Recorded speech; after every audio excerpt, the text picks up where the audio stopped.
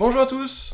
Aujourd'hui, vidéo rumeur concernant le Galaxy S8 et Galaxy S8 Plus, Edge et compagnie, qui devrait sortir prochainement, donc en avril prochain. Il y a beaucoup de choses qui circulent sur internet et je voulais qu'on fasse le point sur les informations qui sont actuellement disponibles, pour que vous soyez informés déjà de son existence, de ce qu'il peut contenir, et puis que vous puissiez faire votre choix, parce que en janvier, il y a pas mal de promotions, il va y avoir sûrement, il y a des soldes, il va y avoir des promotions sûrement dans les premiers mois de l'année 2017. Et donc pour que vous puissiez faire votre choix, à savoir est-ce que vous achetez maintenant un Galaxy S7 ou est-ce que vous attendez le Galaxy S8, avec bien sûr toutes les suppositions de contenu qu'il peut avoir. Donc, le Galaxy S8, c'est sûr, va être annoncé en avril, c'est comme ça que pratique Samsung, et il n'y a pas de raison qu'il déroge à la règle cette année. Il y a suffisamment d'informations qui circulent partout pour dire que c'est bien un portable qui est prévu pour avril, étant donné qu'on voit fleurir partout les demandes les certifications, les choses comme ça. Donc vous pouvez vous attendre à avoir le Galaxy S8 prochainement. Alors, concernant le renouveau de la gamme Galaxy S7, c'est un gros tournant pour Samsung cette année, à cause de la problématique qu'ils ont eu autour du Note 7, qui pour moi le Note 7 était un des meilleurs smartphones de Samsung. C'est juste dommage, voilà, ils ont eu le petit souci de gestion de batterie de leur Note 7, mais sinon, il y a fort à parier que, en fait, un Galaxy S8, ou S8 Plus, ou S8 Edge, enfin, suivant les déclinaisons qui vont sortir, soit en fait la fusion entre un Galaxy S7 et un Note 7. Donc il y aura des choses qui vont apparaître en termes de look, en termes de fonctionnalité, etc. Alors, je vais commencer peut-être par l'aspect physique. J'ai essayé de trouver une capture d'écran. Alors ici, j'ai pris celle du site Clubic, je vous la mettrai en plein écran pour que vous puissiez mieux la voir. Ce qu'on peut voir, alors je vous en mettrai plusieurs d'ailleurs pour que vous puissiez mieux le voir. Ce qu'on peut voir, c'est que le Galaxy S8, alors là je pense que c'est sa déclinaison Edge, va avoir une finition borderless. Alors elle n'est pas vraiment borderless au sens strict du terme, mais vous voyez que le logo Samsung est descendu en bas du téléphone. Finition mat, métal mat et vert, vers le matériau, pas vers la couleur. Et vous voyez que les bordures ont été réduites extrêmement, donc il n'y a plus du tout le lecteur d'empreinte digitale qui est visible. Alors ça c'est vrai en haut et en bas, là j'ai pas la photo en haut, mais je vous la mettrai à l'écran. Voilà, donc finition borderless qui va permettre d'avoir un écran un petit peu plus grand pour la même surface, la même empreinte du téléphone. Donc finition similaire à 2017, donc des matériaux, ce que je disais, métal et verre, alors qui sont des matériaux premium haut de gamme, malheureusement, à mon goût, qui sont aussi des matériaux qui vieillissent mal dans le temps, c'est-à-dire ils sont assez sensibles au choc, et ça c'est un petit peu dommage pour des téléphones qui coûtent cher. Maintenant bon, c'est toujours mieux que des finitions plastiques si vous cherchez des téléphones haut de gamme. Donc sur GSM Arena, toujours un petit article que je vous mettrai en description, un comparatif entre le S7 et ce qui est planifié du S8. Voilà en gros les dimensions. Donc le S7 qui est similaire à un iPhone en gros. Donc vous voyez que l'intérêt d'avoir un téléphone quasiment borderless, c'est de réduire au maximum donc les bordures hautes et bas du S7, et donc de faire en sorte que l'écran prenne le maximum de la place, ce qui vous permet d'avoir, si vous regardez des vidéos, d'avoir une image un peu plus grande, d'avoir un peu plus d'images présente à l'écran. Alors après ça, va falloir voir, donc ce que je disais ici, où va passer le lecteur d'empreinte digitale. Alors soit il va être situé toujours ici, et dans ce cas-là, ce qu'on peut imaginer, c'est que Samsung bascule enfin, je dirais, sur des boutons virtuels, donc les boutons standards d'Android virtuels, retour arrière et application. Ou alors, le bas de l'écran permettra aussi de capter les doigts, mais ça j'y crois moins. Voilà, en tout cas vous voyez qu'en niveau hauteur, on gagne 2 mm de hauteur, ce qui est rien du tout. Et par contre, le téléphone s'élargit un petit peu, s'élargit de 3 mm. Donc ce qui est vraiment 3 fois rien, et l'épaisseur reste vraiment très similaire. Donc un téléphone qui fait vraiment la même empreinte, c'est ça surtout que je veux mettre en avant. Donc c'est très intéressant parce que vous gagnez en exploitation de ce téléphone-là, donc vous avez un meilleur écran, etc.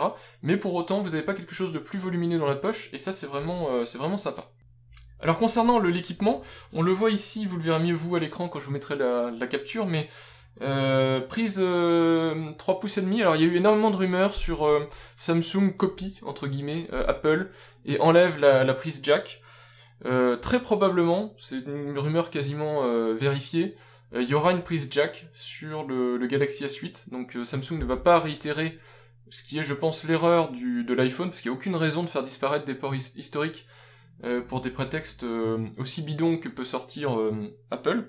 C'est bien d'évoluer aussi et de mettre des connecteurs plus modernes, mais il n'y a pas besoin de le faire pour tous les connecteurs et juste pour forcer la vente de matériel plus cher. Donc je parle des casques Bluetooth et compagnie. Donc très probablement prise 3 mm 5 et intégration de l'USB-C pour la prise data et chargement. Donc l'USB-C qui est le connecteur réversible, connecteur USB réversible, qui remplacera très probablement le connecteur standard micro USB des S7 et S7 Edge, comme l'avait fait le Note 7 qui intégrait déjà l'USB-C. Alors, il aura toujours le chargement sans fil, évidemment, en chargement standard, chargement rapide. Il aura toujours un lecteur d'empreintes digitales, en tout cas a priori d'après les rumeurs qui sont plutôt fiables. Cependant, on peut se demander où va se retrouver ce lecteur d'empreintes digitales vu le design. Alors, soit ce sera situé derrière l'écran digital, enfin l'écran du Galaxy S8, par les technologies qu'a acquis Samsung, soit, plus simplement, Samsung pourra peut-être le mettre aussi à l'arrière du téléphone, ce que font d'autres constructeurs comme LG, etc. Nouveauté aussi, introduit par le Galaxy Note 7, et donc aucune raison qu'il ne soit pas présent sur le Galaxy S8, parce que quand même, ça leur a pris un petit peu de temps de mettre tout ça au point, le lecteur d'iris, donc le déverrouillage par l'iris, qui fonctionnait bien sur le Note 7, et qui trouvera sa place probablement dans l'une des caméras de la façade avant du téléphone. Et, alors là, rumeur plus ou moins vérifiée, le téléphone pourrait être muni de stéréo. Alors il y aura toujours ici la grille, alors très probablement, toujours ce sont des images potentielles, donc c'est pas dit que ce soit le visuel définitif, mais vous aurez très probablement le haut-parleur standard tel que vous l'aviez sur votre S7 en bas à droite, sur le dessous, et puis sur le haut de la façade, peut-être, là où vous avez le haut-parleur que vous placez à votre oreille, peut-être un deuxième haut-parleur pour avoir du son stéréo, donc un peu plus puissant quand vous écoutez. Voilà. Concernant l'écran maintenant, alors l'écran, il y a énormément de rumeurs sur l'écran. L'une des plus grosses rumeurs, c'est que l'écran va passer en 4K. Moi personnellement j'en doute, on verra bien hein, qui a raison, qui a tort, je doute très fortement de l'introduction d'un écran 4K sur ce type de téléphone. Non pas que ça soit pas intéressant, mais ça fait une densité de pixels qui est beaucoup trop élevée pour un téléphone. Ça peut être très intéressant, couplé aux accessoires de casque de réalité virtuelle, mais bon, a priori je vois pas trop l'intérêt d'augmenter, ça va vraiment descendre l'autonomie énormément, pour une utilisation qui est pas forcément si intéressante que ça, en tout cas des cas d'utilisation assez rares. Donc je pense, à mon avis, qu'ils vont rester sur de l'écran 2K, donc du Quad HD, ce qui est tout à fait satisfaisant pour un téléphone de cette catégorie-là. Et puis peut-être, ce que je vois bien, c'est sur le S8 Plus, peut-être là, ils introduiront un écran d'une densité de pixels supérieure pour vraiment distinguer les gammes. À voir en tout cas. Donc, pour continuer, je switch sur GSM Arena, qui a déjà saisi les téléphones. Donc vous voyez ici le S8, il a déjà été enregistré avec des visuels, donc pareil je vous les mettrai à l'écran pour que vous puissiez bien les voir. On distingue ce que je disais, c'est-à-dire le port micro USB, le haut-parleur, etc. Donc voilà, ce sont que des suppositions évidemment, rien n'est précis. Voilà, donc je rebascule sur les specs du Galaxy S8. Donc on en était resté à l'écran. On a vu moins de bordure et donc le lecteur d'empreintes digitales dont la position n'est pas garantie. À l'arrière, alors là on le voit pas, mais à l'arrière il y a des rumeurs comme quoi Samsung pourrait peut-être intégrer un double capteur photo. Donc l'idée du double capteur photo, c'est d'avoir un capteur... Alors étant donné que les capteurs sont vraiment microscopiques, c'est d'avoir un capteur à grosse ouverture et un capteur à faible ouverture mais avec grande profondeur de champ, ce qui vous permet de créer artificiellement donc la profondeur de champ quand vous prenez de la photo, ou en intérieur d'avoir un capteur qui ouvre beaucoup plus et donc qui est beaucoup plus lumineux, c'est-à-dire qui capte mieux les basses lumières. Voilà, donc ça c'est une rumeur, elle n'a pas été confirmée, donc j'ai absolument aucune idée si Samsung va basculer comme plusieurs constructeurs dont Apple sur du double capteur photo, il faudra voir. Alors, le cœur de la bête maintenant, là je mets un article de chez Frandroid, le Galaxy S8 tournera très certainement sur un Exynos 8895 avec la dernière version du contrôleur graphique Mali. Donc autant dire que c'est une bête de course. Alors maintenant faut aussi relativiser, il sera certes plus rapide que le S7, de plusieurs dizaines de pourcents sur certains benches. Maintenant ce qu'il faut voir c'est l'utilisation dans la vie courante, donc dans la vie quotidienne. Moi déjà le S7 il a atteint un palier où je trouve que matériellement tout est là pour rendre Android fluide. Au quotidien, c'est le premier téléphone pour lequel je trouve l'utilisation au quotidien est vraiment très très agréable. Donc oui ce sera plus puissant, oui ce sera mieux pour les jeux, très probablement, mais au-delà des jeux, et encore des jeux extrêmement gourmands, hein, au-delà des jeux j'ai peur que ce soit pas vraiment une avancée majeure.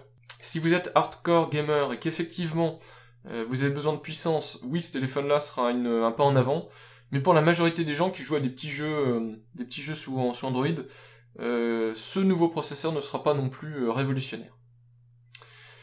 Il faut noter que la version américaine, puisque la version Exynos est une version spécifique continent européen essentiellement, la version américaine sera sous Snapdragon 835 si je me trompe pas. À noter aussi toujours au sujet des rumeurs, le Galaxy S9 est évidemment dans l'histoire. Ce sera le successeur du S8, hein, sans surprise, si Samsung se rate pas sur le S8.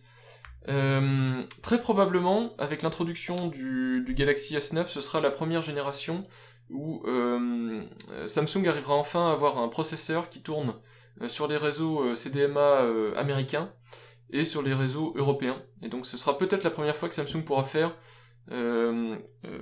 pourra intégrer de l'Exynos dans tous ses téléphones. Voilà, mais ça c'est une rumeur encore plus loin, puisqu'on là on était sur le S9. Alors concernant le S8, je reviens, j'ai encore 2-3 petites choses à vous dire. Il a été indiqué avec 8 Go de RAM sur GSM RNA. Ça c'est pareil, j'y crois pas des masses. 4 Go franchement c'est déjà très bien pour un téléphone Android comme le S7. Donc 4 Go c'est le minimum je pense que le S8 aura. 6 Go il me semble c'était la quantité de mémoire du Note 7. Ça pourrait être une évolution intéressante, même si elle est à mon avis inutile, ça peut être une évolution intéressante pour le S8. 8 Go, peut-être que Samsung le fera, hein, mais pour moi c'est complètement inutile par rapport au spec d'Android et de ce dont Android a besoin. Donc on verra, moi je mise sur peut-être du 6 Go ou du 4 Go sur les versions S8 standard, on verra.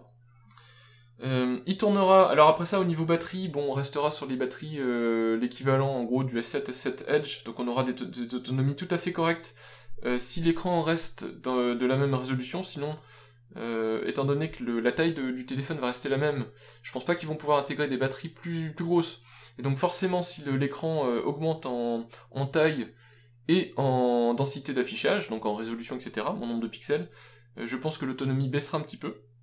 Voilà, donc ça ce sera à voir en fonction de l'écran qui va être annoncé. Il y a toujours a priori le lecteur de carte micro SD, il y a toujours a priori les deux versions 64-128 Go de mémoire interne intégrée.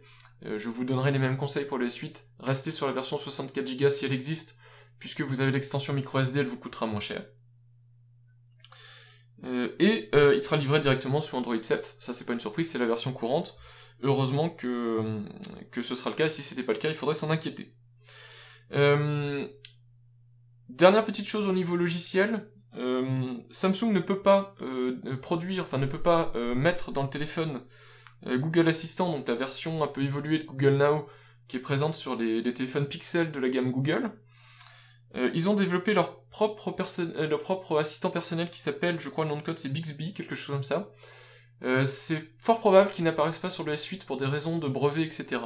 Donc on verra ce qu'il en sera pour le S8, mais l'idée générale de l'assistant personnel que veut mettre en place Samsung, donc pour avoir quelque chose de similaire à Google, c'est d'aller plus loin dans la gestion du téléphone, et vraiment de pouvoir répondre à des problématiques de domotique, utilisation avancée du téléphone avec des rappels très évolués, des choses comme ça, de meilleure compréhension de qui sont vos contacts, les relations entre eux, etc.